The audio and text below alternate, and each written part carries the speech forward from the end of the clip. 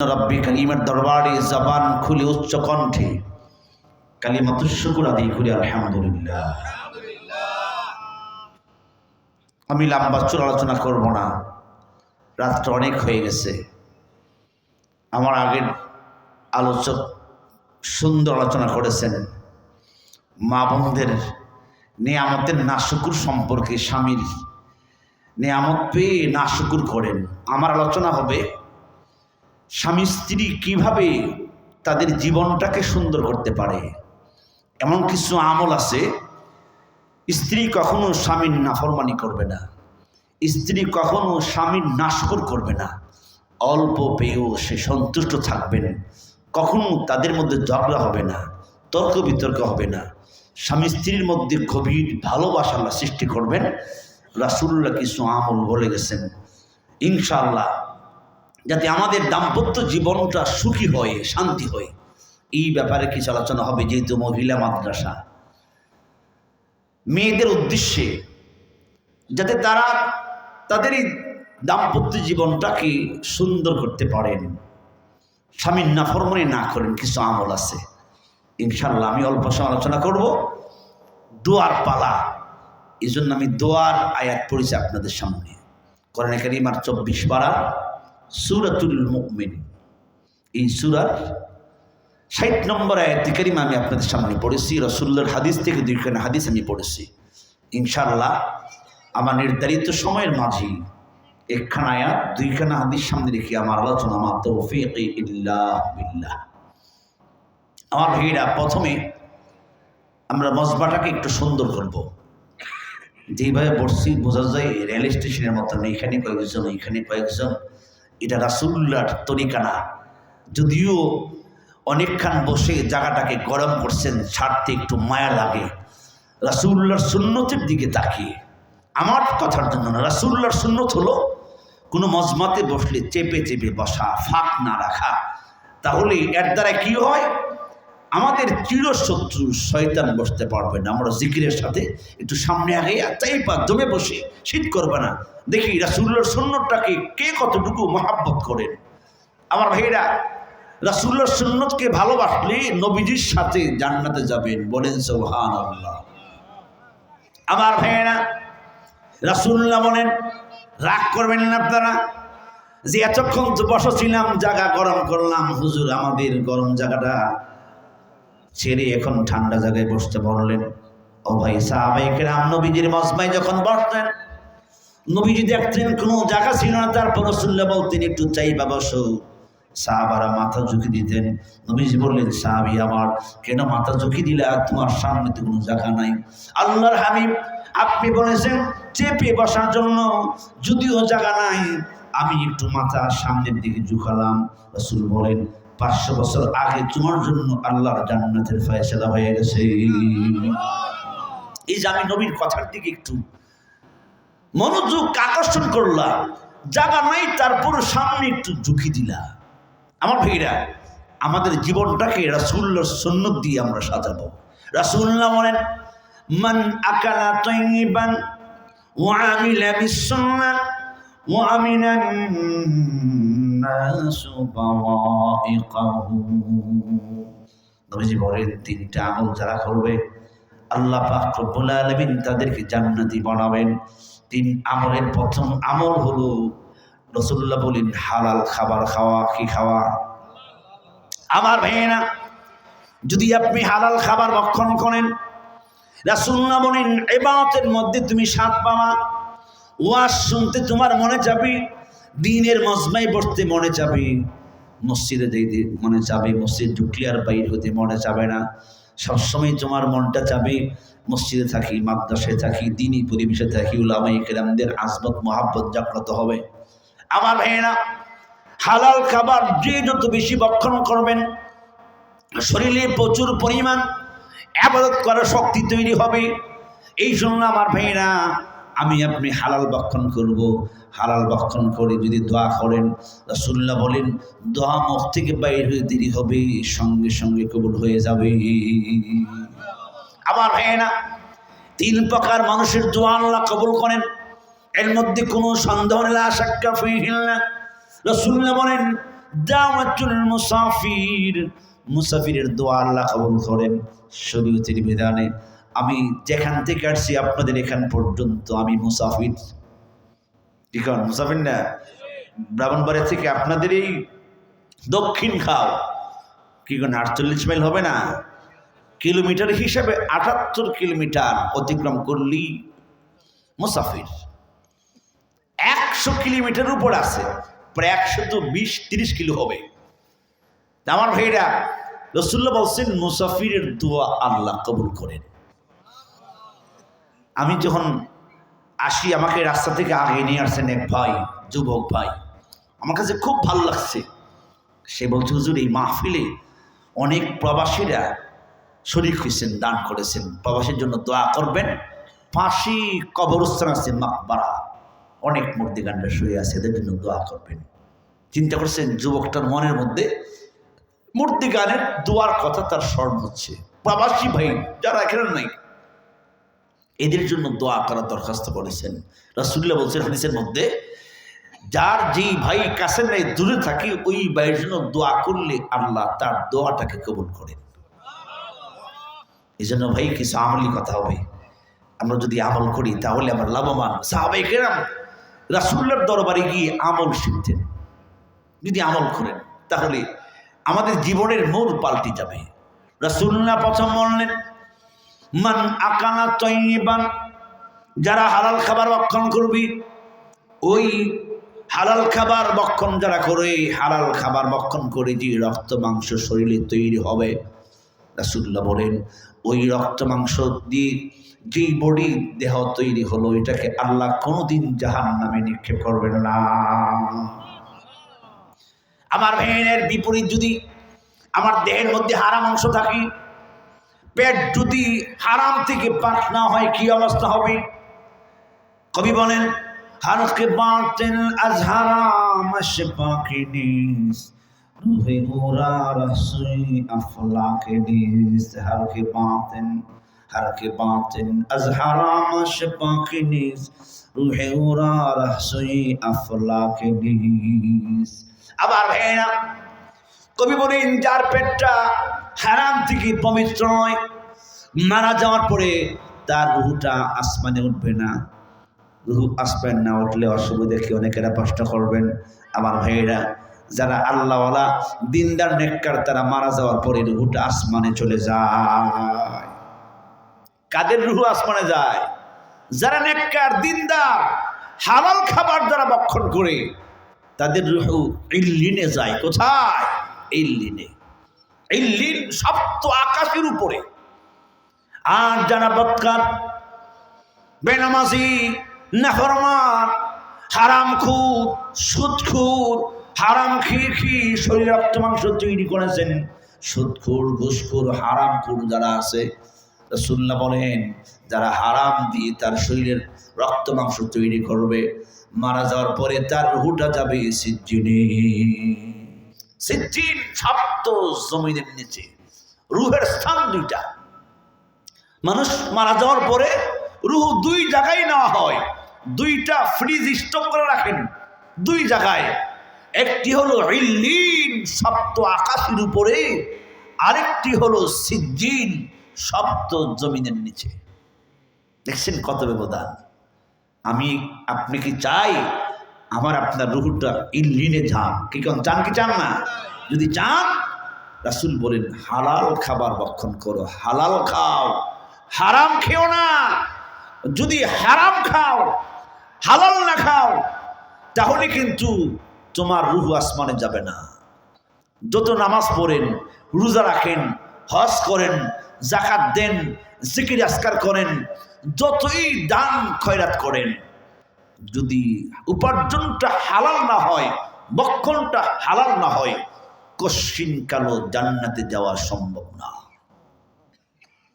একটা ঘটনা মনে পড়ছে, কইতাম কি কন না? আপনাদের কষ্ট হচ্ছে?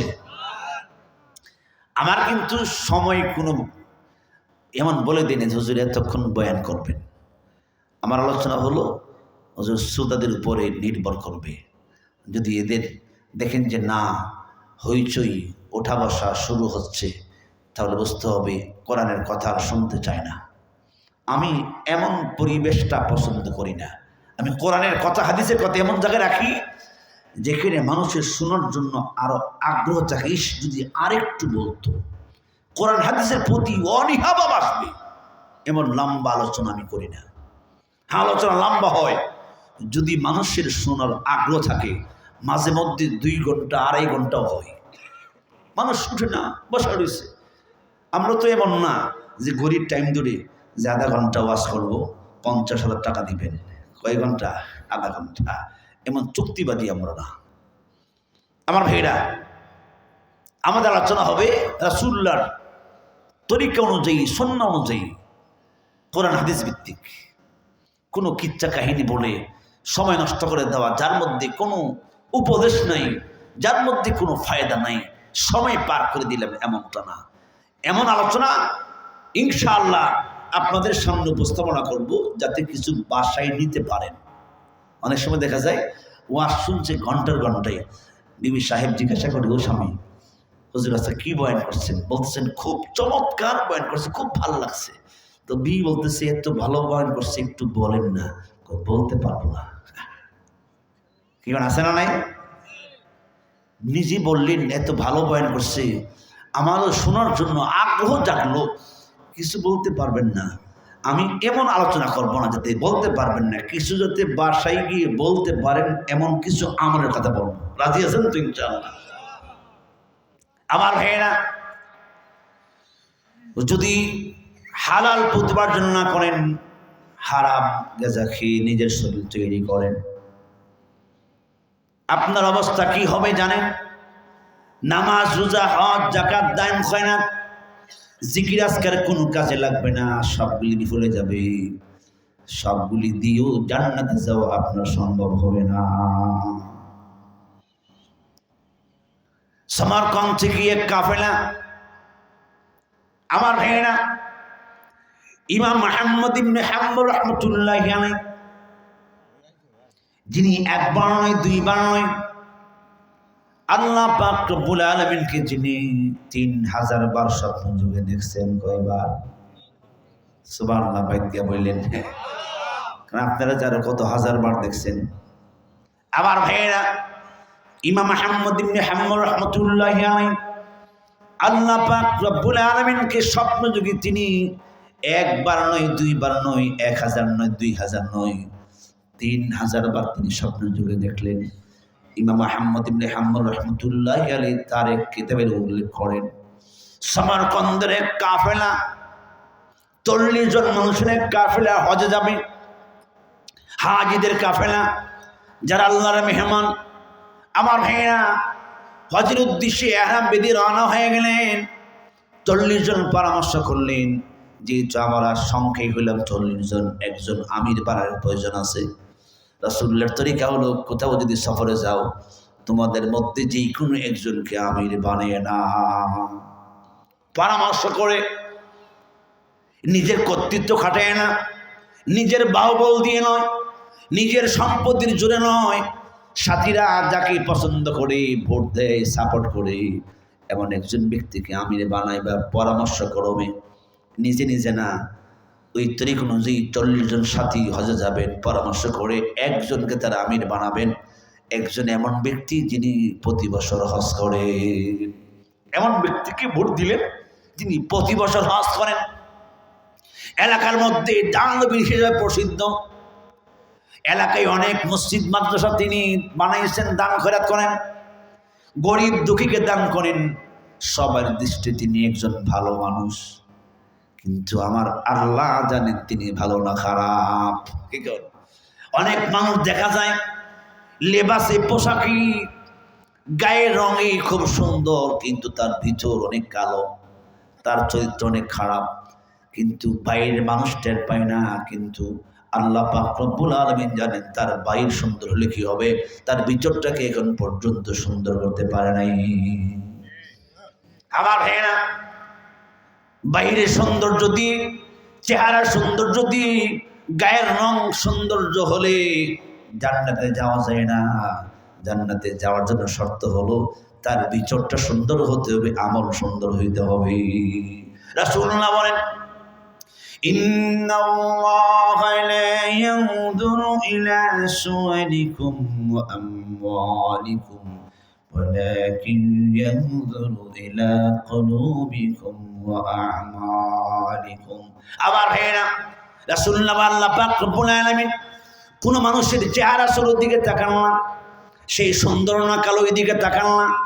রাসূলুল্লাহ বলেন আল্লাহ তাআলা তাকান ওয়ালাকিন ইয়ানজুরু ইলা কুলুবিকুম ওয়া আমালিকুম। আল্লাহর হাবিব বলে আল্লাহ তাআলা বান্দার অন্তরের দিকে, সে যে কাজটা করছে আমি আল্লাহকে খুশি করার জন্য না মানুষকে দেখানোর জন্য, ওই নেক নিয়তের দিকে আল্লাহ তাআলা তাকান। আমার ভাইরা রাত্রির গভীরে কনকন শীতে বসা আছেন, অনেক মানুষ চলে গেছে, এখানে আসছিল চলে গেছে, আপনারা ইচ্ছা করলে চলে যেতে পারতেন। কোরআনের মহাব্বতি, হাদিসের মহাব্বতি, মাদ্রাসার মহাব্বতি বসে রইলেন। আমার আল্লাহ আপনাদের অন্তর দেখতেছেন। যারা শেষ পর্যন্ত ওয়াজ শেষ করে দোয়া করে যাবেন, আল্লাহ তাআলা ঘোষণা দিয়েছেন তাদের গুনাহ মাফ করব। শুধু তাই নয়, উলাইকা ইউবাদদিলুল্লাহু সাইয়্যাতিহিম হাসানাত। আমার ভাইরা আল্লাহ বলেন আমি তাদের গুনাহ মাফ করব। শুধু তাই নয়, আমি আল্লাহ তাআলা তাদের গুনাহগুলি মাফ করে দিই। গুনার পরিমাণ আমি আল্লাহ নেকি তার আমলনামায় পরিবর্তন করে নেকি দিয়ে তাকে আমি আল্লাহ বাসায় ফিরিয়ে দেব।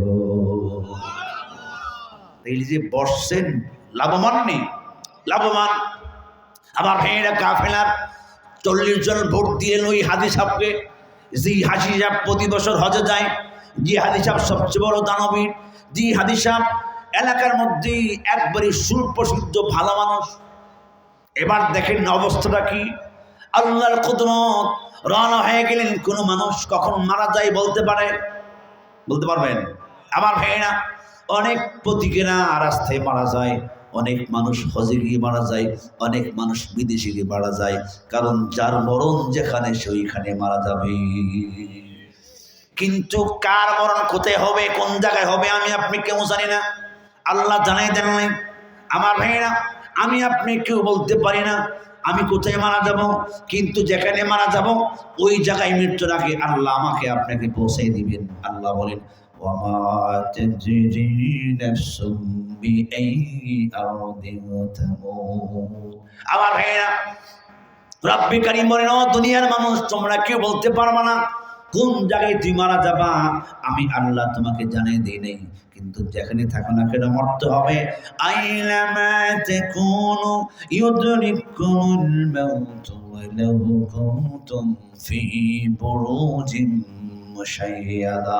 আল্লাহ পাক রব্বুল আলামিন বলেন যেখানে থাকো না কেন, তুমি যদি ফেরেশতাদের রেস্ট হাউস বুর্জের মধ্যে বসবাস করো, মৃত্যুর সময় হলে ওইখানে আমার আজিজ যাবে, তোমাকে মৃত্যু দিবেন। কিন্তু মৃত্যু থেকে কোনো মানুষ পলায়ন করতে পারবে না, মরতে হবে, এটা আল্লাহর আইন। কুল্লু নাফসিন যায়িকাতুল মাউত সুম্মা ইলাইনা তুরজাউন। আমার ভাই আল্লাহ বলেন যাদের প্রাণ আছে মরতে হবে, আমি আল্লাহর কাছে ফিরে যেতে হবে। কেন আমরা আল্লাহর কাছে ফিরে যাব? আল্লাহ বলেন ইন্না ইলাইনা ইয়াবাহুম সুম্মা ইন্না আলাইনা হিসাবাহুম। আল্লাহ বলেন তোমরা আমি আল্লাহর কাছে ফিরে যেতে হবে। জীবনে যে কাজ করেছো এই কাজের হিসাব আমি আল্লাহর কাছে দেওয়া লাগবে। আমার ভাইয়েরা কাফেলার 40 জন ওই হাজি সাহেবকে আমির বানালেন, যিনি বারবার হজ করেন। আমির বানিয়ে রওনা হয়ে গেলেন। রাস্তার মধ্যে গিয়ে হাজি সাহেব আমির সাহেবের জ্বর এসে গেছেন, হাসপাতালে গেলেন, চিকিৎসা করলেন, কিন্তু অবস্থা উন্নতি হয় না, অবনতির দিকে যাচ্ছেন। সাথে চিন্তা করলেন কি অবস্থা হয়ে গেল, আমির অসুস্থ। কিছুদিন পরে তিনি ওইখানে মারা গেলেন। ইন্নালিল্লাহ। আমির মারা গেছেন। মারা যাওয়ার পরে আগেরকার জমানায় সফরে যখন যেতেন, এর আগ থেকে সাথে কবর খনন করার যন্ত্র সাথে নিয়ে যেতেন। কারণ রাস্তায় ঘাটে মারা গেলে দাফন করতে হবে, লাশ তো আর বাড়িতে নেওয়া যাবে না, যেখানে মারা যাবে এখানে তাকে দাফন করতে হবে। কোদাল কোথায় পাবো, যন্ত্রপাতি কোথায় পাবো, এই জন্য সাথে করে কাফিলাতে কবর খনন করার যন্ত্র তাদের সাথে থাকতেন। এর মধ্যে মেন হাতিয়ার হলো কোদাল। কি করেন, কবর খনন করতে কি লাগবে? কোদালের প্রয়োজন হয়। তো কোদাল দিয়ে সাথীরা পাশের এক কবরস্থানে কবর খনন করলেন। কবর খনন করে হাদি সাহেবকে গোসল দিয়ে কাফন পরে জানাজার নামাজ পড়ে ওইখানে দাফন করলেন। দাফন করে যখন সাথীরা 3 জন সাথী কবরে নামছিলেন, দাফন করে চলে আসলেন, মাত্র তাঁবুতে আসছে, আসার পরই মনে হচ্ছে যে কোদালটা তো ভিতরে রেখে মাটি দিয়ে ফেলছি। কি করছেন? ভুল কি হয়েছে? কোদাল কবরের ভিতরে রেখেই কি করছেন? মাটি দিয়ে ফেলছেন। এখন যদি সামনে চললে আরো কোনো সাথী মারা যায়, কোদাল কোথায় পাবে? চিন্তা করলো, সফর তো অনেক দূরের, মক্কা শরীফ যাব হজ করতে, কোদাল ভিতরে রাখলাম, এখন কি করা যায়? সাথীদের দেখে পরামর্শ করলেন। সাথীরা বলতেছেন চলেন একটু খনন করে কোদালটা নিয়ে আসি। খালি মাত্র দাফন করে কবর থেকে খালি তাঁবুতে গেছেন। আবার ভাইয়েরা 3 সাথী পরামর্শ করে কবর একটু খনন করলেন। জি মাত্র ফাঁকা করলেন, দেখে কোদাল তো এখানে নাই। কোদালটা দিয়ে হাদি সাহেবের মাথাটাকে 2 খণ্ড করে মাঝখানে কোদালটা পড়ে আছেন, 2 ভাগ। কোদাল দিয়ে মাথাটাকে 2 ভাগ করে কোদাল মাথার মাঝখানে পড়ে আছে, টপ টপ করে রক্ত পড়তেছে। সাথীরা দেখে আসছে, এখন মাত্র কবরে দাফন করে মাত্র তাঁবুতে গেলাম, এখন কবর খনন করলাম। হাদি সাহেব আমাদের আমির, প্রতি বছর হজ করেন, দানবীর। এই অবস্থা কেন হলো? 3 জন সাথী বলছেন সাবধান, কাফেলার কাউকে এই খবর জানানো যাবে না। এখন যে অবস্থায় লাশ দেখছে, কি কোন কোদাল আনা যাবে? হ্যাঁ, ভয় পেয়ে ফেলছে। মাথাটাকে 2 খণ্ড করে মাঝখানে কোদাল পড়ে আছে, 2টা ভাগ পৃথক হয়ে গেছে। দেখি এরা ভয় পাইলেন, আবার মাটি দিয়ে চলে আসলেন। বলছেন এই ঘটনা কাউকে বলা যাবে না। কিন্তু লোকটা কেমন ছিল, কবরের অবস্থা কি, এটা তো আল্লাহর পক্ষ থেকে আযাব আসছে, এটা খোদাই আযাব। আবার ভাইয়েরা 39 জন হজ করে বাসায় চলে গেলেন, বাড়িতে গেলেন, সামারকন্দে ফিরে গেলেন। গিয়ে 3 জন সাথী ভাই হাদি সাহেবের বাড়িতে গেলেন। হাদি সাহেবের স্ত্রী জীবিত আছে। আমার ভাইয়েরা 3 সাথী হাদি সাহেবের বাড়িতে গিয়ে হাদি সাহেবের স্ত্রীকে বললেন আমাদের কপাল খারাপ, হাদি সাহেবকে আমরা ফিরে আনতে পারি না, এই রাস্তায় যাওয়ার পথে হাদি সাহেব মারা গেলেন। আমরা কাফন পড়ি, জানাজা পড়ি, দাফন করি, আমরা হজ কাজ সম্পন্ন করে চলে আসছি। কিন্তু আপনি হাদি সাহেবের স্ত্রী, আপনার কাছে আসছি একটা কথা জানার জন্য, হাদি সাহেবের জীবনের আমলগুলি জানার জন্য। কিন্তু আমরা যেই অবস্থা দেখছি আমাদের কাছে খুব ভয় লাগছে। হাদি সাহেবের স্ত্রী বলেন কোনো ভয়ের কারণ নাই, আপনারা আমাকে খুলে বলেন কি দেখছেন। বলতেছেন বলার মতন মুখী বাসা খুঁজে পাচ্ছে না। যিনি 5 ওয়াক্ত নামাজ পড়তেন, প্রতি বছর হজ করতেন, এলাকায় অনেক বড় দানবীর হিসেবে প্রসিদ্ধ ছিল, ভালো মানুষ। কিন্তু আমরা কবরের অবস্থা যা দেখলাম ব্যক্ত করার মতো না। আমার ভাইরা সাহাবাইকের রাসূলুল্লাহ জিজ্ঞাসা করেন, হুজুর আমি ভালো না খারাপ বুঝবো কিভাবে? রাসূলুল্লাহ বললেন তোমার স্ত্রী যদি তোমাকে ভোট দেয় ভালো, তাহলে তুমি আল্লাহর কাছে ভালো। ভোট নেবেন কার কাছ থেকে? রাসূলুল্লাহ বলেন তোমার বিবি যদি ভোট দেয় তুমি ভালো, আল্লাহর কাছে ভালো হয়ে যাবা, এর মধ্যে কোনো সন্দেহ নাই। আমি বললেন আমি আমার বিবির কাছ থেকে ভোট নিছি, আমার বিবিরা বলছেন আমি ভালো, সুতরাং আল্লাহর কাছে আমি ভালো হয়ে গেলাম। আজকে বাসায় গিয়ে একটা ভোট নেবেন যে তুমি যে আমার সংসারে আসছো 5 বছর, 10 বছর, 20 বছর, 30 বছর, আমার আচার আচরণ, চাল চলনে, কথাবার্তায় তোমার কাছে কি আমাকে একজন ভালো মানুষ মনে হয় না খারাপ মনে হয়? যদি বিবি বাস্তবে আপনার আচার ব্যবহারে সন্তুষ্ট হয়ে থাকে, ভালো দেখে থাকেন, তাইলে সে অবশ্যই বলবো কি না ভালো। আর যদি মনে করেন যে আপনি ভালো না খারাপ আপনি নিজে বোঝেন না, আমি বলতাম, তাহলে বুঝতে হইব ভোটটা বেশি সুবিধাজনক না। এখন বলে না কেন এখন যদি খারাপ বলে আবার নিয়ে মারধর করেন, পুরুষ কিন্তু একটা স্বভাব খারাপ, স্ত্রীদেরকে মারধর করে, গালি গালাজ দেয়। কিছুক্ষণ আগে তো খালি স্ত্রীর দোষটাই শুনলেন। খালি অনেক স্বামী আছে পাষণ্ড, স্ত্রীর উপরে হাত তুলে মারধর করে, অকর্তা বাসায় গালি গালাজ করেন, এমন স্বামী নাই। স্ত্রী হালাল রেখা অন্য নারীর সাথে সম্পর্ক, এমন স্বামী আছে না নাই? এখন তো কইবেন সর্বনাশ, এখন তো আগে হুজুর উল্টা, হুজুর দিকে ঘেরার পক্ষ ইয়া, কোনো পক্ষপাতিত্ব না, আছে না নাই বলবেন। স্ত্রী সুন্দর, এই হালাল স্ত্রীকে রেখা পরকিয়া অন্য নারীর সাথে করে, ওই নারী দেখতে এই মেয়ের স্ত্রীর বাদীও না, কিন্তু এর চোখের মধ্যে এমন লাগছে ওইটাই সুন্দর। হালাল স্ত্রীর সাথে ভালোভাবে কথা বলে না, ওই মেয়ের ফাঁদে পড়ে তার জীবনটাকে সে নষ্ট করে দিচ্ছে। আর স্ত্রীর সাথে খারাপ আচরণ, ঘরে গেলে ভালো লাগে না, ওইখানে পড়ে দিতে মনে চায়। আছে না না এমন পুরুষ? চিন্তা করছেন? আমার ভাইয়েরা, রাসূলুল্লাহ বলেন যদি স্ত্রী তোমাকে ভালো বলতে তুমি ভালো, আমি রাসূল বলে গেলাম আল্লাহর কাছে তুমিও ভালো, তোমার একটা ভোটের প্রয়োজন আছে। স্ত্রী ভালো না খারাপ, যদি স্বামী বলে না আমার স্ত্রী আমার সংসারে আসার পরে আমি দেখছি সে একজন ভালো নারী, সতী নারী, তুমি যদি ভালো বলো আল্লাহর কাছে সে ভালো বলে বিবেচিত হবে। দুইজনের দুইটা ভোট আছে, আপনার ভোটের দ্বারাই স্ত্রী ভালো হবে, স্ত্রীর ভোটের দ্বারাই আপনি ভালো প্রমাণিত হবেন। এটা এমন না যে টাকা দিয়া ঘুষ দিয়া ভোট না, এটা হলো আপনার চারিত্রিক ভোট। আপনি কেমন, আপনার চরিত্রের ব্যাপারে আপনার স্ত্রী ভালো জানে, কি গান ভালো জানে। আর স্ত্রীর চরিত্রের ব্যাপারে, আচার আচরণের ব্যাপারে স্বামী কি ভালো জানে, কারণ তার সাথে তার গভীর সম্পর্ক। আমার ভাইরা, ওই হাদী সাহেবের স্ত্রী বলল বাবারা আপনারা বলছেন অবস্থা ভালো না, কি দেখছেন যে তার কবরে দাফন করে আমরা চলে আসলাম, কোদাল আমাদের কবরে ছিল, আনতে ভুলে গেছিলাম। পরে সাথীরা পরামর্শ করে কোদাল আনতে গেলাম, মাটি খনন করে ফাঁকা করে দেখি কোদাল দিয়ে হাদী সাহেবের মাথাটাকে একবারে 2 ভাগ করে রাখছেন।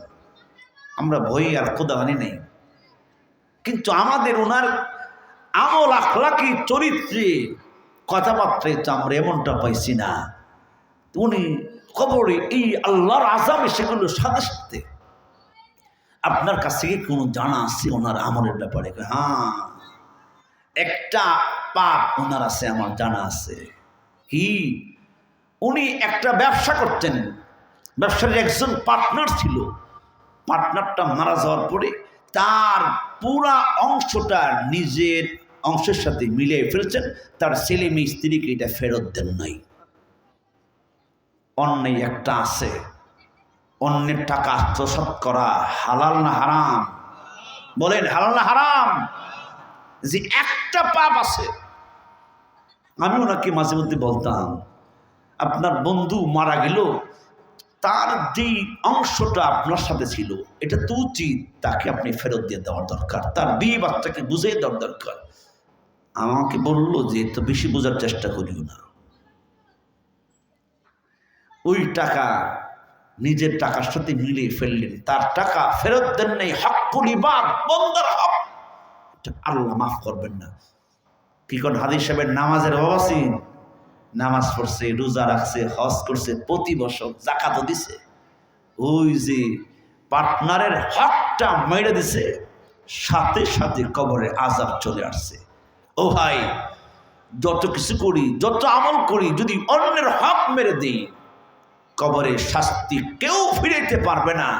নামাজ, রোজা, হজ, যাকাত আপনাকে আল্লাহর শাস্তি থেকে বাঁচাতে পারবেন না। যদি অন্যের হক মারেন, টাকা মারেন, অন্যের সম্পদ মেরে দেন, হকুল ইবাদ নষ্ট করেন, ইল্লাদ দাইন, নবী বলছেন তোমার জান্নাতের জিম্মাদার আমি হব, কিন্তু তুমি ঋণ মুক্ত থাকতে হবে, ঋণে থাকতে পারবে না। এই জন্য আকালা তৈবান, হালাল খাইতে হবে। ওয়ামিলা বিসুন্নাহ, 2 নাম্বার সুন্নত মোতাবেক আমল করতে হবে। আমি বলার পরে আপনারা সবাই এই আরামটাকে, যদিও আরামে ছিলেন, ওইটা বিসর্জন দিয়ে রাসূলুল্লাহর সুন্নতের দিকে কর্ণপাত করে আগিয়ে আসছেন, আপনাদের আমলনামায় 100 শহীদের সওয়াব আল্লাহর ফেরেশতারা লিখে দিচ্ছেন।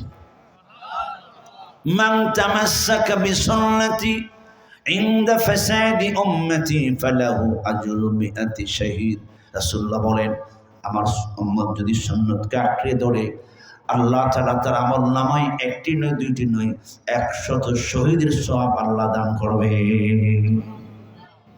আমার ভাইয়েরা, দৈনন্দিন অনেক সুন্নত আমাদের জীবনে আছে, কিন্তু আমরা একটু খেয়াল করলি আমি আপনি সওয়াব পাই।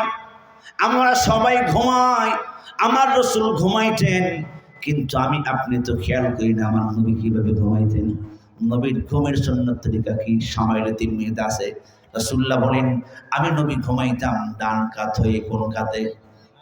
ডান কাতে ঘুমাই আমি নবী, ডান কাতে, ডান হাতটা এভাবে দিই নবীজি ঘুমাইতেন।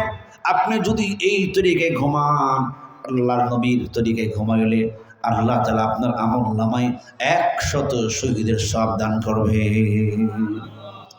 ঠিক না? আমরা ডান কাত বাম কাত যে কোনো এক কাইতে ঘুমাই, চিত্ত একাই থুইয়া যেমনি মনে চায়।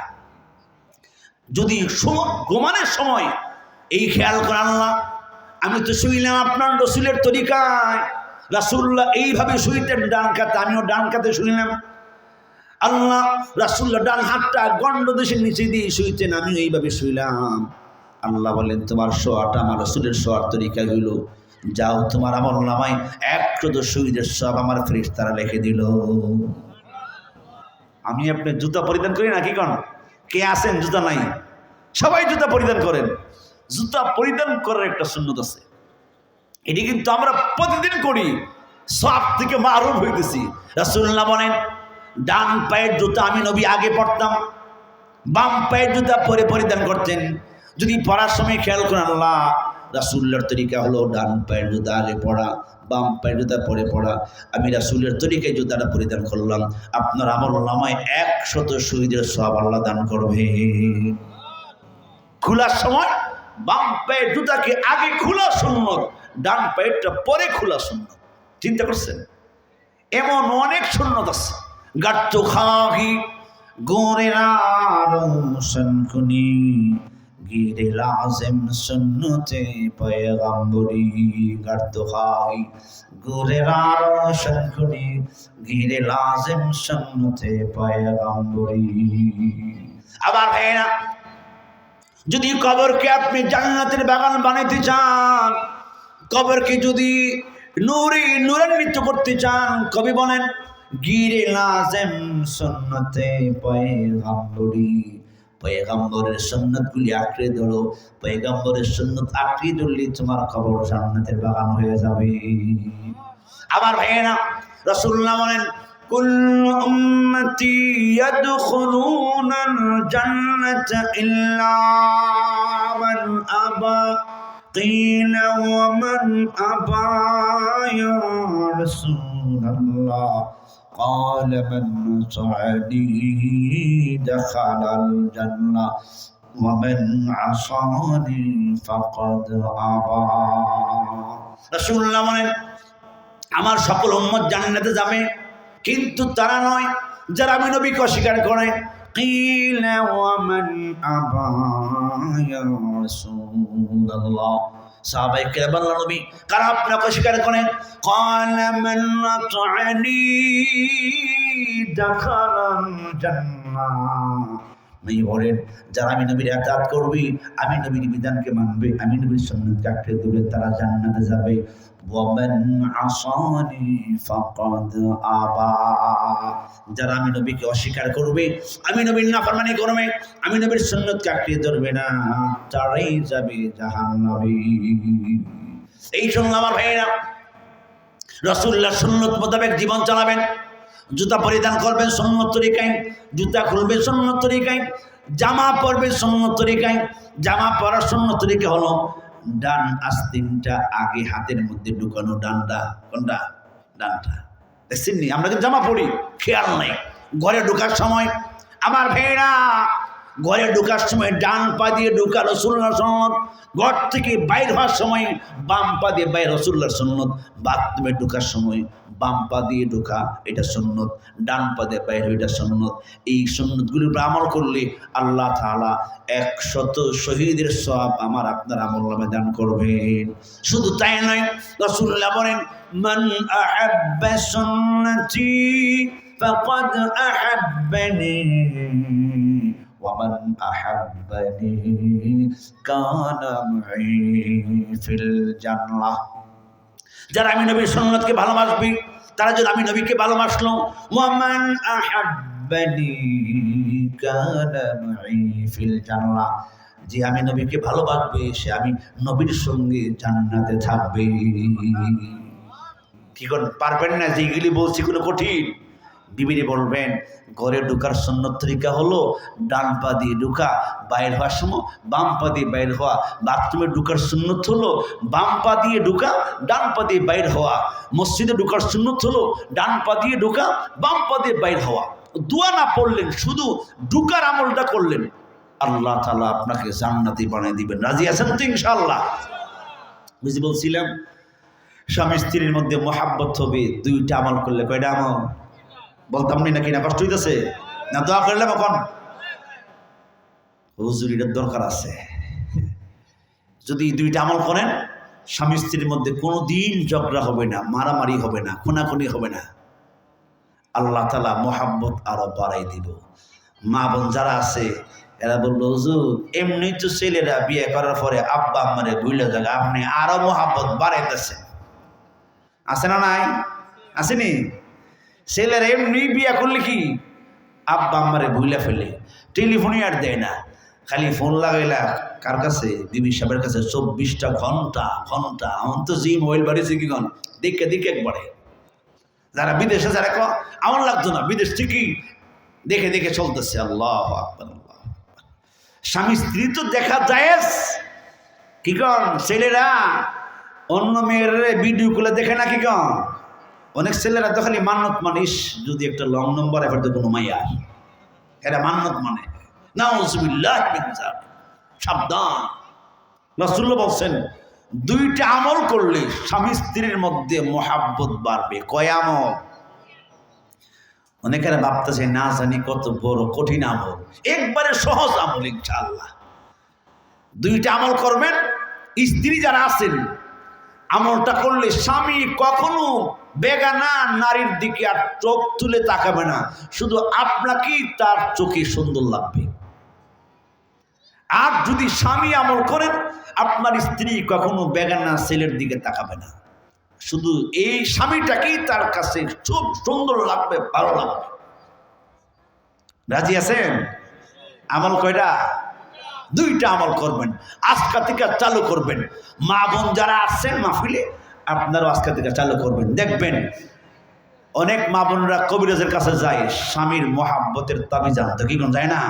হাজার হাজার টাকা নষ্ট করে। আমি প্রায় মাহফিলে এই তাবিজটা দিই, ফ্রি সার্ভিস, রাসূলুল্লাহর আমল। আমি যদি বলতাম যে আমার কাছে একটা তাবিজ আছে, দিলে মহাব্বত হইব, আমল করলে 100%। রাসূলুল্লাহ বলে আমার কাছে এমন আমল আছে, তোমার যত হাজত আছে আল্লাহ পূর্ণ করবে। করবা? সাবির হুজুর করবো। ওই আমলটা আজকে আপনাদের শিখিয়ে দিব। আপনার যত হাজত আছে সব আল্লাহ পূর্ণ করে দিবেন। একটা আমল আছে। অনেকের ভাবতেছে হুজুর আমরা খালি লোক দেখাইয়া আটকাইছে আর কি, রাখবার লেগে রাখি। অসুবিধা নাই, যদি কারো মনে চাই চলে যাওয়ার কোনো বাধা নাই, যে আপনি কাজ করবেন, যদি প্রয়োজন মনে করেন বসতেন থাকবেন, অসুবিধা নেই আমার ভাইরা। তাহলে দুইটা আমলের মাধ্যমে স্ত্রী এবং স্বামীর মধ্যে আল্লাহ মোহাব্বত দেন, ভালোবাসা দেন। আমরা অনেক সময় নারীদেরকে মনে করি যে নারী মেয়ে জন্ম দেয়, যে নারীর মেয়ে হয়, মনে করি স্ত্রীরা বেশি ভালো না, খালি মেয়ে দেয়, উপহার কি দেয়? মেয়ে দেয়। দোষিনী আমরা সময় মহিলাদেরকে স্ত্রীর আমরা দুষ্টাপাই দিই, তোমার করে খালি মেয়ে হয়। এটা কিন্তু মারাত্মক একটা ভুল কথা। আর যার করে মেয়ে হয় ওই মহিলার করে যদি আল্লাহ ছেলে দিয়ে না করবে, মেয়ে যেই মহিলার করে মেয়ে হইতে পারে ওই মহিলার করে 100% শিওর আল্লাহ ছেলে দিতে পারে। ছেলে মেয়ে দেওয়ার মালিক কে? আল্লাহ। এটা তো মহিলার দোষ না, স্ত্রীর দোষ। কিন্তু আমাদের পুরুষের এমন আছে অনেক সময় স্ত্রীর উপরে দুষ্টাপাই দেয়, আল্লাহ নিজে বলেন ইয়াহাবু লিমান ইয়াশাউ ইনাসা ওয়া ইয়াহাবু লিমান ইয়াশাউ যুকুর আও ইউযাওবিজুহুম যুকরানা ওয়া ইনাসা ওয়া ইয়াজআলু মান ইয়াশাউ আকিমা। আবার এই আল্লাহ বলেন যাকে ইচ্ছা তাকে আমি মেয়ে দিই। মুফাসসিরিন কিরাম বলেন আল্লাহ যেহেতু মেয়ের কথা আগে বললেন, ছেলের কথা আগে বলেন নাই। যে নারী বিয়ের পরে প্রথম নম্বরে মেয়ে হয় ওই নারী আল্লাহর কাছে বড় পছন্দনীয়, আল্লাহ ওই নারীকে বড় ভালোবাসেন। কারণ আমার রাসূলের প্রথম নম্বরে মেয়ে হয়েছে। আর আমি আপনি মনে করি যে নারী আমাকে প্রথমে মেয়ে দিল এইটা বেশি ভালো না, অশুভ। কারণ প্রথমে আমার মেয়ে দিছে, মেয়ে দিলে মানে আমার লাখ লাখ টাকা এখন সংসার থেকে চলে যাবে। কি কন? যত ফাঁস করান টাকা মাফ নাই। কি কন? হুজুর ভার্সিটি ফার্স্ট করেছি, কত লাগছে গেছে, এরপরও বিয়ের সময় জামাই সাহেব আরো 8-10 লাখ টাকা দিতে হইব, 5,000 করে দিতে হইব। হুজুর এরপরও মেয়ে নেয় না। আমাদের মেয়েদেরকে আমরা বিয়ে দিই, 1 পয়সাও লাগে না। আমরাও বিয়ে করছি, 1 পয়সা লাগে নাই, আমরাও আনি নাই। এই জন্য আমাদের লাগে না। কেন জানেন? আল্লাহ তাআলা নারী জাতিকে একটা কবর দিয়েছেন। ওই কবর যদি কোনো নারী ঠিক থাকে ওই নারী সতী থাকবে, ওই নারী সতীত্ব রক্ষা হবে। আর যদি কবরটা না থাকে তখন এই নারী মূল্যহীন হয়ে যাবে। যেমন কলা একটা ফল, জান্নাতি ফল, আল্লাহ তাআলা কলার উপরে একটা কবর দিয়েছেন। কি কোন আছে না? কলা যারা বিক্রি করে কি কোন কবরটা সহ না কবর ছাড়া? যদি কোনো কলা বিক্রেতা মনে করে যে বাসায় নিয়ে তো কলাটারে সুলাই খাইবে, সুলাইয়া দিয়া দিয়ে আনবেন আপনারা? দোষ করছে কি? দোষটা কি? বাসায় গিয়ে তো কি করবেন? আপনি কবরটাকে ফলাই দিবেন, কিন্তু সে আগে ফলাই দিছে, আপনি আনেন না কেন? যে কলা আগে সুলাই ফেললে তার মধ্যে এক প্রকারের মাছি আসে বসবে, এটা আমি খাবো না। নারী জাতির একটা কবর আছে, পর্দা। যদি এইটা সে না করে তার উপরে অনেক পোকামাকড় বসে। কি কোন বসে কি বসে না? যখন কোনো মেয়েকে কোনো ছেলে দেখে তখনই তার দিকে আকৃষ্ট হয়। যে মেয়েটাকে দেখার মতন কোনো সুস নাই, মেয়ে বোরকা পরে চোখ পর্যন্ত খোলা নাই, হাত মোজা পা মোজা, ওই মেয়ের পাশে কোনো পুরুষ কোনো যুবক দৌড়াবে না, কারণ তাকে দেখা যায় না কালো কাপড়ে প্যাকেটিং করা। যখন দেখে মাথায় কাপড় নাই, লাল নীল লাগাইয়া মেয়ে রাস্তাতে হাঁটে আর পাতলা কাপড় বইরও কাপড় না ফারার মতন, তখনই এক প্রকারের পুরুষ পঙ্গপাল আছে মেয়ের ফাঁসে ফাঁসে দৌড়ে না ধরতে বিড়ালে। কি কোন আছে না নাই? দোষটা কি? তার উপরে যে আল্লাহর একটা বিধান ছিল পর্দা, সে এইটাকে অমান্য করেছে। কলেজে পড়তেছে, ভার্সিটিতে পড়তেছে, অনেক পোকামাকড় বৈশা এটারে নষ্ট করে ফেলছে। কি কোন ঠিক না? ঠিক। এই জন্য বিয়ে দিতে কি লাগে? টাকা লাগে। কারণ এও জানে যে এইটা যেহেতু ভার্সিটি ফার্স্ট করেছে, এটা আনাম নাই, ফানাম হয়ে গেছে, এখন এমনি নিব না, টাকা লাগবে। এক কলা বিক্রেতার কাহিনী, সে নরসিংদীর কলা বিক্রি করে। নরসিংদীর কলা কিন্তু ভালো, আমরা অনেকেরই ভাবি নরসিংদীর কলা ভালো। তো নরসিংদীর কলা নিয়ে সে গেছে ভৈরব, কাঁধে করে আর কি। তো ভৈরব গিয়ে ভাবছে যে খুব ভারী লাগতেছে, একটু পাতলা করি। কলার মাঝখানে যে ডাটা আছে এটা ফানাইছে আর কি, এখন একটু পাতলা হয়েছে। আশুগঞ্জে যাওয়ার পরে গিয়ে বলে আরেকটু তো পাতলা করা যায়, সুলাই সুলানের পরে দেখছে আর অর্ধেক পাতলা হয়েছে। এখন আপনার একটা পাতিলের রেখা ঢাইকা রাখছে, ব্রাহ্মণবাড়িয়া গিয়া 4 রাস্তার মোড়ে কাউতুনি বসছে আর কি। বসার পরে যেই মাত্র কলা খুইলে দিচ্ছে আর মাছি এসে বন বন বন বন করতেছে। এক বেটাও কলার দাম জিজ্ঞাসা করে না। হে বেটা, তো এমন রাগ হয়েছিস, এত সুন্দর কলা আনলাম, গাছ পাকনা কলা, আমার দুষ্ট এতটুকু আমি সুলাই লিখছি, এটা তো সুলেই খাবে। কেউ জিজ্ঞাসা করে না। বেটা কলা একটা বিক্রি করে যেমন লস হইল। আসন নামাজের পরে বেটা করছে কি, আপনার এক একটা কলা একসাথে দিচ্ছে আর পাশনে একটা করে টাকা থইছে। কি দিছে? থইয়া বেটা একটা গান টান মারছে আর কি। কে আসরে ভাই আমার কলার খরিদ্দার, আমার কলার পাশনে আছে 1 টাকা পুরস্কার। যখন এই কথা বলছে, কি আমার কলা কিনবা? আমার কলা যে কিনবা তাকে আমি আরো 1 টাকা করে দিয়ে দেবো। এখন থেকে কাস্টমার সিরিয়াল ধরছে কলা নেবার লেগে। এতক্ষণ তো আইসো না, যখন শুনছো যে কলা কিনলে কি পাওয়া যায়, টাকা পাওয়া যায়। এখন বেটা একটা কলা নেই আর 1 টাকা নেই, লইয়া যান কলা নিয়ে ডাস্টবিনে ফেলা আর টাকা ফগর ঢোকা। মনে করেন 10-15 মিনিট 20 মিনিটই 2 বল কলা একবারে শেষ। লস না লাভ হইছে? কলা তো কিনে আনলো, সারাদিন গেল, পুঁজিও গেল, আবার গেছে কি 100 কলা বিক্রি করতে 100 টাকা গেছে। দুষ্টা কি করছে? কলার উপরের কভারটা রেখে করছে, ফালাই দিচ্ছে। এইটাই তার দোষ। এমনভাবে নারী জাতিকেও যদি আপনি পর্দায় না রাখেন, বেপর্দায় ছেড়ে দেন, তারও দোষ এইটাই।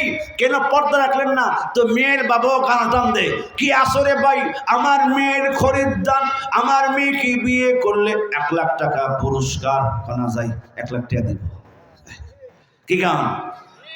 আবার কয় আমার মেয়ের বিয়ে করলে একটা হোন্ডার পুরস্কার। কোনটা দিবেন? 5,000 টাকা। ঠিক আছে চাচা দিলাম, আমার মেয়ে কিন্তু ভার্সিটি ফার্স্ট করছে, অসুবিধা নাই, যেমনই হোক। কি পাইছে? মাল পাইছে আর কি।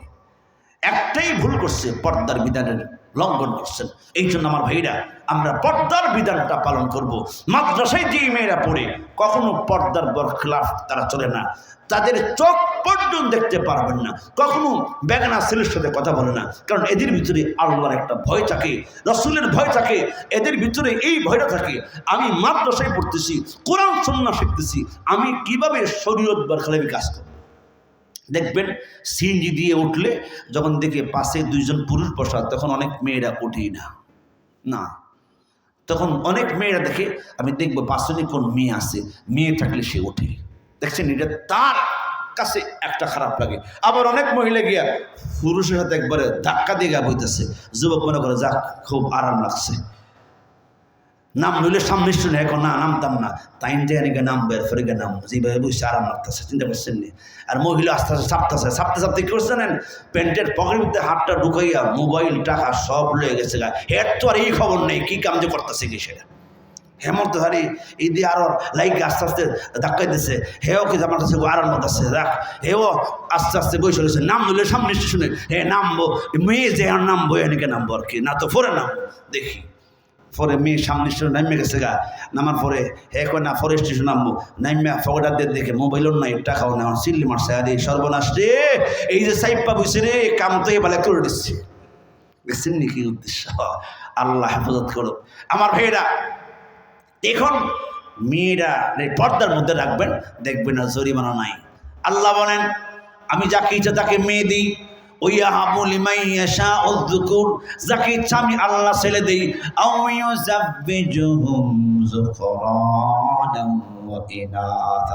আল্লাহ বলেন যাকে ইচ্ছা আমি আল্লাহ ছেলে মেয়ে অবির দান করি।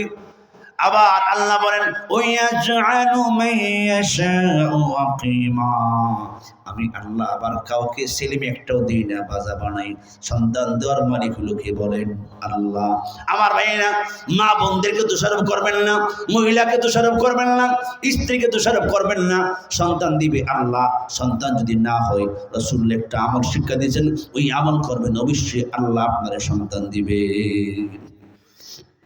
যা হোক, অনেক লম্বা চুল আলোচনা হয়ে গেল, প্রায় ঘন্টা হয়ে গেছে।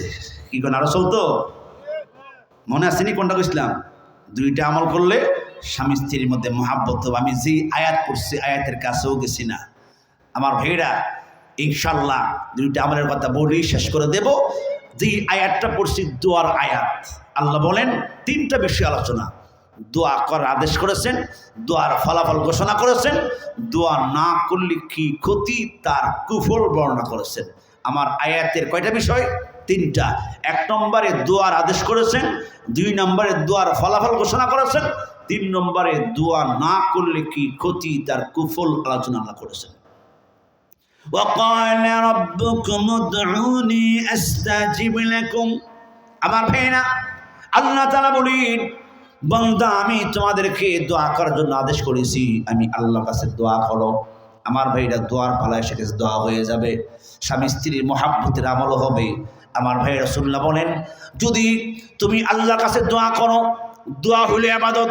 রাসূলুল্লাহ বলেন আদ-দুআ হুয়াল ইবাদাহ। দোয়া কি? ইবাদত। ইন্নাল্লাযীনা ইস্তাকবিরুনা আন ইবাদাতি সায়াদখুলুনা জাহান্নামা দাখিরিন। আল্লাহ তাআলা বলেন, যারা আমার ইবাদত থেকে অহংকার করে, এই দোয়া থেকে অহংকার করে দূরে সরে যাবে, দোয়া করবে না, আমি আল্লাহ তাকে অপদস্থ করে বেইজ্জতি করে আমি আল্লাহ তাকে জাহান্নামে প্রবেশ করাবো। খানে কাবার খাদেম মুহাম্মদুল বাকির বাজ্জাজ 7 দিন ধরে কোনো খাবার খান না, খাবার নেই ঘরেই। আল্লাহর কাছে দোয়া করলেন, আল্লাহ আপনি আমার খাবারের ব্যবস্থা করে দেন, কোনো মানুষের কাছে আমি হাত পাতবো না, যেহেতু আমি আপনার ঘরে খাদেম। খানে কাবাকে আমি ঝাড়ু দিই, ধোয়া মোছা করি, গিলাপ জড়াই, আতর ছিটাই। আল্লাহ আপনি আমার খাবারের ব্যবস্থা করেন। দোয়া করে তিনি খানে কাবা থেকে বাইরে হলেন। হেরেম শরীফের রাস্তায় গিয়ে দেখেন একটা রেশমি থলি পড়ে আছে। থলিটা উঠে দেখেন রেশমি কাপড়, সবচেয়ে দামি কাপড়। একটা পকেটের মধ্যে 1 টাকা নয়, 2 টাকা নয়, 1 দিনার নয়, 2 দিনার নয়, স্বর্ণের 1000 দিনার পড়ে আসে। কয় হাজার? 1000 স্বর্ণ মুদ্রা একটা পকেটে। আরেকটা পকেটে মণিমুক্তা খচিত একটা মালা পাইয়া খুশি হয়েছেন। আল্লাহর পক্ষ থেকে মনে ফেরেশতারা ফালাই গেছে আর কি। বাসায় রাইখা যে মাত্র খানে কাবায় গেছেন, আবার গিয়ে দেখে এক হাদি সাহেব রুমালের কোণার মধ্যে 200 দিরহাম বাইদা বলতেছে, ভাই আমি একটা রেশমি কাপড়ের থলে হারাইছি, যদি কোনো হাদি সাহেব কোনো ভাই পেয়ে থাকেন, যদি আমাকে ফেরত দেন, আমি তাকে 200 দিরহাম পুরস্কৃত করব। খানা একেবারে খাদেম করি, এটা তো হাদিস আবার নইব। গেছে, ভাই কি হারাইছেন? কয়েকটা রেশমি থলে। কি আছে? কয় 1000 দিনার আছে। আর কি আছে? কয় একটা মণিমুক্তা খচিত মালা আছে। তো একটু দাঁড়ান, আমি আসতেছি। বাসায় গেছেন, গিয়ে হাদি সাহেবকে দিয়ে দিলেন। হাদি সাহেব নেন, এই 200 দিরহাম আপনি নিয়ে যান। বললেন, না আমি আপনার থেকে নেব না, আমি পাইয়া আপনারে ফেরত দিলাম। ইচ্ছা করলে আত্মসাৎ করতে পারতাম, 7 দিন ধরে কোনো পেটে খাবার নেই। আমি যে আপনার টাকা পেয়ে, আপনার মণিমুক্তা খচিত মালা পেয়ে ফেরত দিলাম, আমি এর প্রতিদান বদলা আমি আল্লাহর কাছ থেকে নেব। বলেন সুবহানাল্লাহ। হাদি সাহেবকে, বাবা আপনার কথাটা বড় ভালো লাগছে, কিন্তু যদি আপনি আমার টাকা না নেন, আমি আপনার জন্য 3টা দোয়া করবো। কয়টা? ঠিক আছে, দোয়া করেন। দোয়া করে, আল্লাহ নওজোয়ান যুবকটা বড় ভালো, দেখে আমার কাছে বড় পছন্দ হয়েছে। আল্লাহ এমন চরিত্রবান যুবক আমি দেখি নাই। আল্লাহ এই যুবকের যাবতীয় জীবনের জানা অজানা ইচ্ছা অনিচ্ছা সকল গুনাহ আপনি মাফ করে দেন। খাদেম বলেন আমিন। আল্লাহ হাদি সাহেবের দোয়াটা আমার কাছে পছন্দ হয়েছে, আমি বললাম আমিন। 2 নম্বরে দোয়া করে, আল্লাহ এই নওজোয়ান যুবকটা কি যখন দুনিয়া থেকে আপনি নিয়ে যাবেন, আল্লাহ আমি দোয়া করতেছি, আল্লাহ কোনো মানুষ বেঈমান হয়ে মারা যায়, এই নওজোয়ান যুবকটাকে ঈমানের সাথে আপনি মৃত্যু দিয়ে দিন। কয়টা হইল? 2টা। 3 নম্বর দোয়া করে, আল্লাহ আল্লাহ আমার কোনো ছেলে নাই, মাত্র একটা মেয়ে আছে। আল্লাহ এই যুবকটা আমার বড় পছন্দ হয়েছে। আল্লাহ যুবকের চরিত্র ভালো, আল্লাহ দেখতে সুন্দর। আল্লাহ এই নওজোয়ান যুবকটা আপনার ঘরের খাদেম, রব্বি করিম এই যুবকটারে আমার মেয়ের জামাই বানাইয়া দিয়ে। 3 নম্বর দোয়াটা কি? আমার মেয়ের জামাই বানাই দিয়েন। যুবক কাদি সাহেব এই দোয়া আমার কাছে পছন্দ হয়েছে না, এই দোয়া হইল মতলব আলী। কি বলে? 2টা দোয়া পছন্দ হয়েছে। আপনার মেয়ে কেমন বললেন না, বাড়ি কোথায় বললেন না, মেয়ে দেখাইলেন না, না দেখি আপনার মেয়ে সুন্দর না কালো, অন্ধ না ভালো, কেমনে বুঝবো? বাড়ি কোথায় বললেন না, আপনি বলছেন আমাকে পছন্দ হয়েছে মেয়ের জামাই বানিয়ে দেওয়ার জন্য, এই দোয়া আমার কাছে পছন্দ হয়েছে, এটা মতলব আলী দোয়া। আমার বাইরে হাদি সাহেব বললেন, বাড়ি কোথায় বলবো না, মেয়ে কেমন বলবো না, দোয়া করে গেলাম, যদি আমার দোয়া কবুল হয়, আমার দোয়ায় নিয়ে তোমাকে আমার বাড়িতে পৌঁছাইয়া দিবে। এবার ঢুকেছে না, বাড়ি বলবো না, দোয়া করছি, যদি দোয়া কবুল হয় আমাকে নিয়ে তোমার দোয়ায় কোথায় পৌঁছাবো? আল্লাহ নিয়ে বাড়িতে পৌঁছাবো, দোয়া যদি কবুল হয়। আর যদি কবুল না হয় তাইলে আমার বাড়িতে তোমার যাওয়ার দরকার নেই, বিয়ে হইতো না, যাও। তুমি মনে করছো আমি মতলব বলি, আমি আল্লাহর ঘরের হজ করছি 20 বার, আমার এই হাতটা 20 বার লাগছে। এ যুবক দোয়া করছি, যদি কবুল হয় বাড়ি কোথায় বলবো না, মেয়ে কেমন বলবো না, দোয়া কবুল হয়ে গেলে আমার দোয়াই নিয়ে তোমারে আমার বাড়িতে পৌঁছাবি, কিভাবে পৌঁছাবি এটা আমার আল্লাহ জানে। এই কথা বললে হাদিস সাহেব নাই। যুবকের তো কলিজার মধ্যে আগুন লেগে গেছে, এখন এশকের আগুন, নাই সর্বনাশ, হাদিস সাহেবের বাড়ি যিনি কোথায়। এখন দোয়া কবুল হয়েছে নি, দোয়া কবুল হয়েছে কোন সময় বুঝবেন, যদি বিয়া হয়। কি হইলে? বিয়া হইলে না বুঝতেন দোয়া কবুল হয়েছে। বিয়া হইতে তো দেরি লাগবো। কি করেন আপনারা? কি বিয়া পরে যাবেন না যাবেন কি এখন? না, এতক্ষণ লম্বা সময় আলোচনা করাও ঠিক না, কারণ 12টা প্রায় ঘনায় গেছে, আর অল্প সময় বাকি আছে 12টা বাজবা। তা আমার ভাইরা, যাক, এই দোয়া করছে, দোয়াটা কবুল হয়েছে, কিন্তু কবুল হয়েছে, ফলাফল প্রকাশ পাইব 3 বছর পরে। কয় বছর পরে? এতটুকু আপনাদের নলেজে থাক। কয় বছর পরে? 3 বছর পরে হাদি সাহেবের বাড়িতে আল্লাহ নিয়ে পৌঁছাইব। এবার কেমনে কেমনে যাইব, কেমনে কেমনে বিয়ে করব, কেমনে কেমনে বিয়ে হইব, আল্লাহ তাআলার কাছে যে উনি চাইছিল বদলা প্রতিদান আল্লাহ দিবেন। এটা পরে আগে বলে দিই, স্বামী স্ত্রীর মহাব্বতের 2টা আমল বইলে দিই, শেষ করে ফেলুন। যদি কোনো সময় সুযোগ হয় তাইলে এই বিয়েটা ফরমর কি ইনশাআল্লাহ। স্বামী স্ত্রীর মহাব্বতের কয়টা আমল? 2টা আমল। রাসূলুল্লাহর জমানায় নবীজি ওয়াজ করতেছেন, এক মুশরিক মানে হিন্দু আর কি, মূর্তি পূজারী মুশরিক, তার স্ত্রীর সাথে ঝগড়া লাগছে। লাগার পরে এক পর্যায়ে স্ত্রীর আচরণে স্বামী তার প্রতি ক্ষুব্ধ হয়ে তাকে থাপ্পড় দিছে, স্ত্রীকে থাপ্পড় দিছে 3টা। কয়টা? স্বামী স্ত্রীকে মারতে পারে যদি অন্যায় আচরণ করে, এটা শরীয়তের বিধানে কোনো নাজায়েজ না। 3টা থাপ্পড় দেওয়ার পরে এরা তুইল মুশরিকা। স্ত্রী ভাবতেছে তার সংসারে এসে আজকে 12 বছর, কোনো ছেলে মেয়ে নাই, কিছুদিন পর পরে খালি মারে, কত আর মায়ের খাবো। এখন স্ত্রী করছে কি, স্বামী যা দিছে উল্টা আবার ফিরিয়া দেওয়া শুরু করছে। বুঝছেন নি কোনটা? বুঝছেন না কোনটা?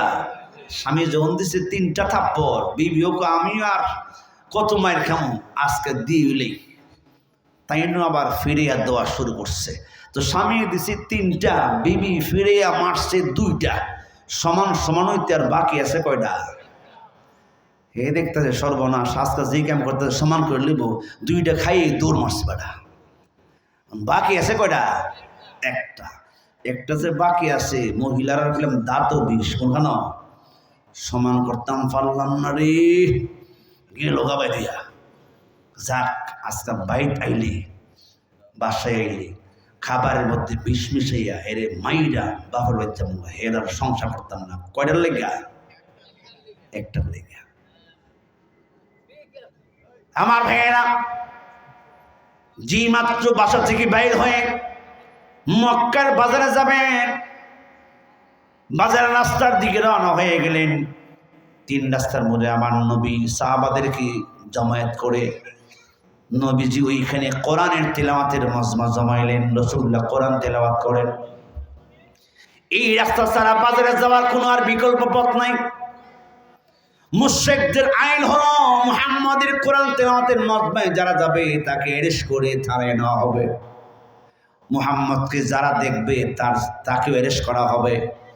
এবার মুশরিক ভাবলেন কিভাবে যাব, যদি এদিক দিয়ে যাই পুলিশ আসি, পুলিশ আমাকে অ্যারেস্ট করে নিয়ে যায়, বলবে তুই মুশরিক কেন মুহাম্মদের মজমায় গেলা, কোরআনের মজমায় কেন মুহাম্মদকে দেখলা, আইনের আশ্রয় আমি নিতে পারবো না, আমার বিরুদ্ধে মামলা হয়ে যাবে।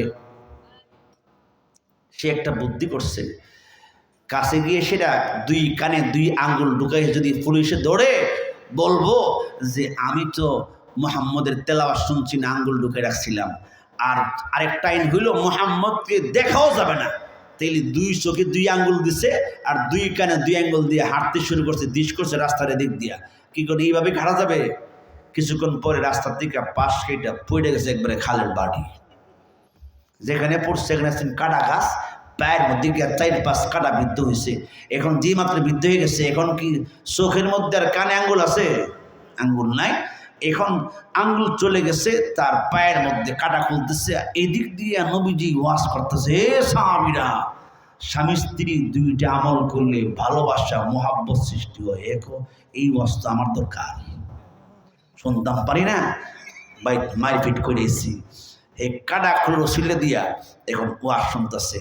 রাসূলুল্লাহ বলতেছেন দুইটা আমল করবা, স্বামী স্ত্রীর মধ্যে মোহাব্বত হবে, ভালোবাসা সৃষ্টি হবে, মারামারি খুনাখুনি ঝগড়া হবে না। এক হয় আমাদের প্রধানমন্ত্রী আইন করছে মোহাম্মদের কোরআন তেলাওয়াত শোনা যাবে না, মোহাম্মদের চেহারা দেখা যাবে না। যা আজকে খালের বাড়ি পড়ে গেছি গা ফাঁকাতে ওয়াজটা শুই না যায়। যদি মোহাম্মদের কথা সত্য হয়ে থাকে, আমল করলে মোহাব্বত বাড়ে, তাহলে নেতার কথা না শুই না মোহাম্মদের কালেমা পড়ে মুসলমান হয়ে যাবো। আমার ভাইয়েরা, রাসূলুল্লাহ বলেন সাহাবীরা আমার, স্বামী স্ত্রীর মধ্যে মোহাব্বত বাড়বে, ভালোবাসা বাড়বে দুইটা আমল করলে। এক নম্বর আমল হলো আফসুস সালাম। স্বামী স্ত্রী একই অপরের সালাম দিবা। কি দিবেন? আজকে থেকে শুরু করবেন। যদি সালাম দেন, বিবি যদি ওয়াজে আয়েশা তাকে বলবে হ্যাঁ আমার স্বামী আমার সাথে ভালোবাসা বাড়াইতে চায়, কারণ হুজুর বলছে সালাম দিলে মোহাব্বত বাড়ে। আমার ভাইয়া, আপনি বাসায় যাওয়ার পরে আপনার আগে যদি বিবি সাহেব সালাম দিয়া দেয়, তাইলে বুঝবেন আপনার বিবিও আপনার সাথে ভালোবাসা মোহাব্বত বাড়াইতে চায়। রাসূলুল্লাহ বলেন সালামের মধ্যে তিনটা দোয়া আছে। কয়টা? কয়টা দোয়া আছে? তিনটা দোয়া আছে। আমার ভাইয়েরা, আমি কিন্তু আয়াতের মধ্যে আছি। আল্লাহ বলছেন দোয়া করার কথা, আমিও দোয়ার মধ্যে আছি। হযরতে আলী বলেন আমি যাব শ্বশুর বাড়িতে, ফাতিমা বলেন আমি যাব বাবার বাড়িতে, হাসান হোসেন বলে আমরা যাব নানার বাড়িতে। বাড়ি কয়টা? বুঝেন নাকি? হযরতে আলীর শ্বশুর বাড়ি, ফাতেমার বাবার বাড়ি, ফাতেমার বাবার বাড়ি, হাসান হোসেনের নানার বাড়ি, বাড়ি একটা।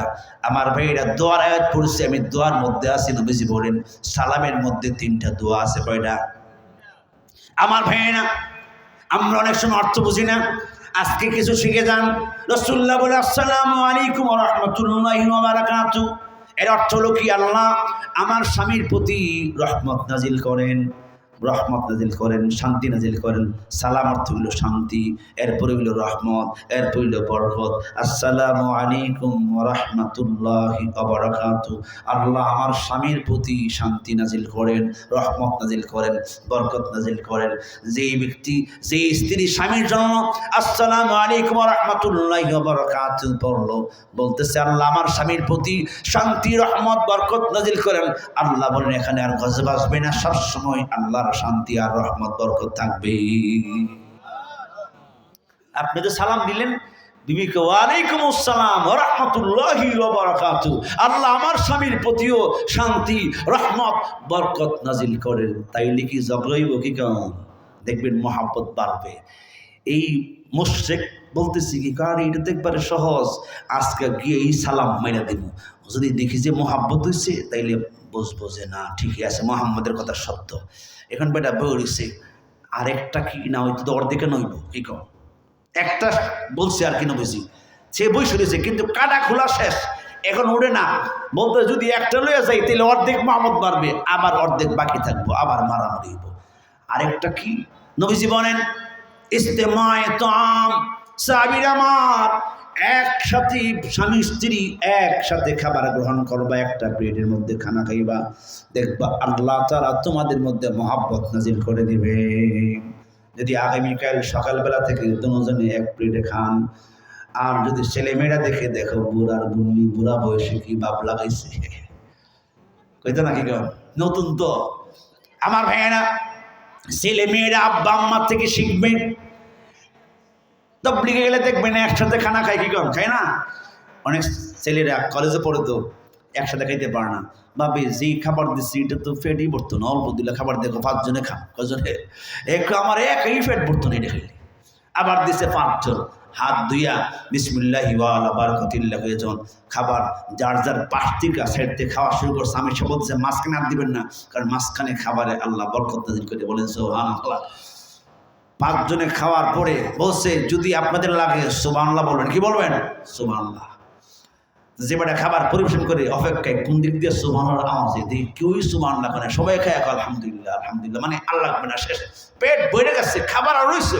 একই বুঝতাম না, প্রথমে দেখলাম যে একজনের পেট ভরতো না, ইজতেমায়ে খাবারের মধ্যে একসাথে খানা খেলে আল্লাহ বরকত দেয়, বলেন সুবহানাল্লাহ। তো স্বামী স্ত্রী দুইজন একসাথে খাইবা, তাহলে দেখবা মারামারি হবে না, মহাব্বত বাড়বে। এখন মোশরেক করছে কি, রওনা হয়েছে বাড়ির দিকে, সন্ধ্যা হয়ে গেছে, বিবি দিক দিয়ে খানা খাইয়া, পেট বইরা খানা খাইয়া একটা প্লেটের খাবারের মধ্যে 1 নম্বরের বিষ মিশাইয়া রাখছে, আসলে এরে খাওয়াই আজকে মেরে গেল। কি কন, সময় লাগতো না? দোয়া করলে কি কন? হ্যাঁ, শেষ করতাম। হ্যাঁ দেখ হুজুর, মোহাব্বত ওইলি কিলোমিটার দেখতেই মতো। আসলে আমার ভাইয়েরা, রাসূলুল্লাহর হাদিস, আল্লাহ নবীর এই ওয়াজ শুনে মুশরিক বাসায় চলে গেলেন। গিয়ে দেখি ভিতর দিয়ে দরজা লাগানো। হে ভাবতেছে যে মাই ফিডুসে দরজাই না খুলে আজকে আমার ভাইয়েরা, দরজার পাশে দাঁড়াইয়া আরবের মানুষ, আরবি ভাষা জানে, গিয়ে বলতেছে আসসালামু আলাইকুম ওয়া রাহমাতুল্লাহি ওয়া বারাকাতুহু। স্ত্রীকে বুঝলাম না, এটা তো মুসলমানদের সালাম, আমার মায়ের খেয়ে কি মুসলমান হয়ে গেল নাকি? নতুন সুলকান, আরবের মানুষ তো। স্ত্রী বলে ওয়ালাইকুম আসসালাম ওয়া রাহমাতুল্লাহি ওয়া বারাকাতুহু। উত্তর দিছে, দরজা খুলে দিলেন। সে ডাইরেক্ট গিয়ে বিছানার মধ্যে শুয়ে গেছে। দেখতেছে মহাব্বত বাড়ছে না, দেখে দেখে। আমার ভাইয়েরা, যে মাত্র শুয়ে গেলেন, স্ত্রী মনে মনে ভাবে একটু পরে তো বিষ মিশ্রিত খাবার খাওয়াইয়া মেরে ফেলবো, এর আগে একটু খেদমত করে দিই, জীবনের শেষ খেদমত। হাতের মধ্যে চাপতেছে, পায়ে চাপতেছে, মাথায় চাপতেছে, একই মহাব্বত তুলছে। কারণ 12 বছরে একদিন বুলো হাতটা ফাওয়া লাগাইছে না, আজকে কি সুন্দর করে চাপতেছে, হাতের চাপে, পায়ে চাপে, মাথায় চাপে। হে ভাবতেছে কি হয়েছে, মহাব্বত হচ্ছে। আর স্ত্রী ভাবতেছে যে জীবনের শেষ খেদমতটা করে দিই, একটু পরে তো বিষ খাওয়াই কি করলাম, মেরে এলাম। এবার যাক, মহাব্বত হচ্ছে। 2 নম্বর আমলটা করতে হলে চলবো। দুইজনে কি একসাথে খামো, কি কোন খাই বইলা, এবারে বসে গেছে, আজকা একসাথে খাবো। আমার ভাইয়েরা, এবার স্বামী শুয়ে আসেন, স্ত্রী বলে স্বামী আমার ওঠেন, হাত মুখ ধৌত করেন। দুপুর বেলায় মাই ফিরেছে, এগুলি আর কোনো একজন আরেকজনের কিছু বলে না। আমার ভাইয়েরা, স্ত্রী বললো ওঠেন, হাত মুখ ধৌত করেন। হাত মুখ ধৌত করে স্বামী যখন খাবার খেতে বসলেন, স্ত্রী প্লেট নিয়ে গেলেন। খাবারের প্লেট দিয়ে যখন চলে যায়, স্বামী টান দিয়ে ধরলেন, কোথায় যাও, বসো, আমি আর তুমি একসাথে খাবার গ্রহণ করব। বি মনে করছে বুঝা লেগেছে, বীর যে আছে টের ফাইলেছে রে, হে কামর্তন আমার লইয়ে মরব। বিবুজার হে সালা টের পাইছে, বিষটা আসছে, না আমি খাবো না, না তুমি না খেলে আমিও খাবো না। বিডি কো না, ঠিকই বুঝছে। কি কর বুঝছে, বুঝে নাই। স্ত্রী চিন্তা করতেছে, বিয়ে করলো 12 বছরের লোক, একদিন তো এমন বললো না আসো একসাথে খাই, আজকে টান দিয়া ধরলো, কারণটা কি? সে কই তুমি না খাইলে আমিও খাবো না, গিয়া শুয়ে গেছে। আমার ভাইয়েরা, স্ত্রী পাশে বসে স্বামীকে বলে, স্বামী আমার বুঝতে পারলাম না, 12 বছর হইল আপনার সংসারে আসলাম, একদিনও তো এমন কথা বললেন না, চলো একসাথে খাবার গ্রহণ করে, আসছে কেন এমন কথা বললেন, কারণটা কি? স্ত্রী চেক করতেছে, টের পাইল নি। বলতেছে, স্ত্রী আমার 12 বছরে যেই কাজ করছো এই কাজ তো হয় নাই, 12 বছর তো শুধু মায়ের খাইছিলে, আজকে তো ফিরিয়ে দিছ নাই। 12 বছর কি খাইছো বলি, মায়ের খাইছো, আজকে কি করছো, ফিরিয়ে দিছে না, ফিরিয়ে দিছ। আজকে তো কিছু কাজ ব্যতিক্রম হইবই না। এরপরে বুঝতেছে কি, আমি যখন ঘর থেকে বাইরে চলে গেলাম, বাজারে যাব, 3 রাস্তার পয়েন্টে মুহাম্মদ কোরআন আসর জমেছে, ওইখানে আমাদের আইন অনুযায়ী মুহাম্মদের মজমায় যাওয়া যাবে না, মুহাম্মদকে দেখাও যাবে না।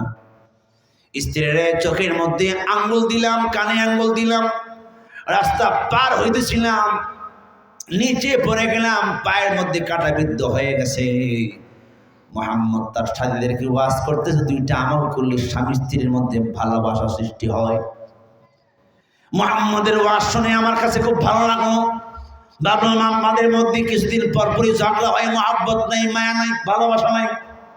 মুহাম্মদের ওয়াজটা শুনে বাড়িতে আসলাম। মুহাম্মদ বলছে দুইটা আমল করলে স্বামী স্ত্রীর মধ্যে মহাব্বত ভালোবাসা হয়। আমি দুইটা আমল নিয়ে চলে আসছি, যদি আমাদের মধ্যে মহাব্বত ভালোবাসা হয়, নেতার কথা শুনবো না, কালেমা পড়ে মুসলমান হয়ে যাব। মুহাম্মদ বলছি স্বামী স্ত্রীর মধ্যে সালাম দিলে ভালোবাসা সৃষ্টি হয়, ভালোবাসা হয়। আর একসাথে খাবার গ্রহণ করলে ভালোবাসা হয়। এই জন্য তোমার হাতে টান দিয়ে ধরছি বিবিকে। ঠিক আছে, আপনি যদি আমার সাথে ভালোবাসা বাড়াইতে চান, আমিও ভালোবাসা বাড়াইতে চাই, তাইলে চলো একসাথে খাই। না, এই খাবার খাওয়া যাবে না। না না, তোমার আমি কষ্ট দেবো না। না, রাত তো অনেক হয়ে গেছে, খাবার ঠান্ডা হয়ে গেছে, আমি আপনারা ঠান্ডা খাবার খাবো না, এখন পাক করে গরম খাবার দেব। ঠিক আছে, আমিও খাবো। এই খাবার না, এই ঠান্ডা হয়ে গেছে। না না, আমিও তোমার আর কষ্ট দেবো না, এই ঠান্ডা নাই, আমি আর তুমি চলো এখন মিলেমিশে খেয়ে নিই, আজকের জন্য এইটাই যথেষ্ট। বিবি কয় না না, এই খাবার খাওয়া আমি ঠান্ডা হয়ে গেছে। এই কয় না, এইটাই খাবো। যে মাত্র দেখছে স্বামী স্যার এই না এইটাই খাবে, তখন স্ত্রী বলছে স্বামী সাবধান, এই খাবার খাওয়া যাবে না, এর মধ্যে বিষ আছে। আরে কি বলো, সর্বনাশ, বিষ আছে? হ্যাঁ, খাইলে মারা যাবে। কিন্তু কেন? নিয়ত করছিলাম আপনার এই খাবার খাওয়াই মারলাম। তাইলে তো মোহাম্মদের কথা সত্য, যেখানে তুমি আমার বিষ খাওয়াইয়া মাইরে ফেলাইতা, এই জায়গায় তুমি আর এখন আমার মারো নাই, তাইলে ভালোবাসা তো অবশ্যই হয়েছে। 12 বছরে একদিন পায়ে হাত লাগানো, আজকে হাত লাগাইছো, অবশ্যই ভালোবাসা হয়েছে। স্বামী স্ত্রী দুজন গোসল কইরা নবীর দরবারে গেছেন, চিন্তা করছেন, গিয়ে কালেম করে মুসলমান হয়ে আইসা দুইজনে একসাথে খাবার গ্রহণ করছেন। খাবার গ্রহণ করার পরে এমন মহাব্বত হয়েছে, 1 বছর পরে আল্লাহ এদেরকে সন্তান দিচ্ছেন। এদের জীবনে কোনোদিন আর ঝগড়া হয় নাই, মারামারি হয়নি, তর্ক বিতর্ক হয় নাই। একজন আরেকজনের অপেক্ষায় বসে থাকতেন, একজন আরেকজনকে সাথে নিয়ে একসাথে খানা খাইতেন। রাত্রের 12টা হোক 1টা হোক, স্ত্রী স্বামীকে এত মহাব্বত করতেন, বলেন সুবহানাল্লাহ। আমল কয়টা? 2টা। 1 নম্বরে স্বামী স্ত্রী একজন আরেকজনকে সালাম দিবেন, আর একসাথে এক পেটে বসে খাবেন। পারলে মাঝে মধ্যে 1-2 লোকমা বিবির মুখে দিয়ে দিবে, বিবিও আপনার মুখে দিয়ে দিব, দেখবেন আরো মহাব্বত বাড়বে। এই মহাব্বত কোনো মার্কেটে গিয়ে পাইতেন না, বলে গুলশান মার্কেটের দিয়ে হুজুর কিনে এলাম 1 কেজি ফাওয়াস্তান, এটা আল্লাহর পক্ষ থেকে দান করবেন। আল্লাহ তাআলা আমাদের প্রত্যেককে এই কথাগুলির উপরে আমল করার তৌফিক দান করুক। ওয়া আখিরি দাওয়ানা আলহামদুলিল্লাহি রাব্বিল আলামিন।